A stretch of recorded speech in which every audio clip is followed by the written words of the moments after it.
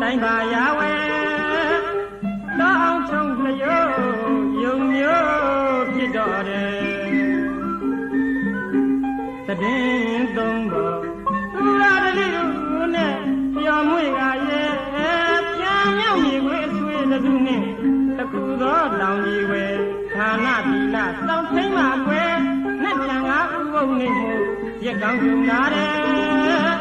သူွယ်တန်းွယ်ရပွေသမှုပြုကြဆွေတို့ရဲ့နာဘိမာမှာယုံရုပ်ကိုဘယ်သူရေးခဲ့ပါသလဲလို့ဆိုတော့ဟိုရှေ့တုန်းကတို့ရဲ့ပြားလောင်းတော်ဟာခြုံလျိုးတဲ့ယုံမျိုးအစ်စ်ဖြစ်တော်မူခဲ့တယ်ယုံမင်းနဲ့အတူဖြံမြောက်မြေခွေအစရှိတဲ့အဆွေတစုတို့နဲ့ကနိုင်ညုံတစ်ခုမှာပေါင်းစုံစုလို့နေကြတယ်ဒီလိုနေကြရင်နာပြည်နေမရောက်ခင်အကျိုးတရက်မှာအလောင်းတော်ယုံမင်းကသူ့မိတ်ဆွေသုံးတော်တို့ကိုမနဲ့ပြန်ဥပုပ်နေမှာဒါနပြုဖို့သူဝယ်ဝတ္ထုများရှာဖွေထားကြရင်ဩဝါဒပေးတိုက်ကျွေးနှိုးဆော်လိုက်တဲ့ကွယ်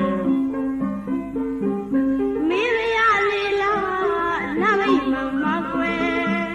ယုံရုပ်ကိုတကယ်ရေးတာပဲလို့လဲကွယ်ငယ်ရွယ်သူအပေါင်းကိုသင်လင်းစွာသိပြီးတော့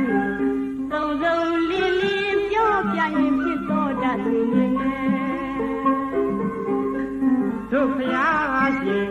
နုစင်တုံးကပြုကျင်ခဲ့တဲ့ပါရမီပါကွယ်မှတ်သားစရာသာကြောင်းမို့ဒီဖွဲ့လို့ဒီကဆိုမယ်ဟိုရှိအခါကတိုင်းပါရဝဲ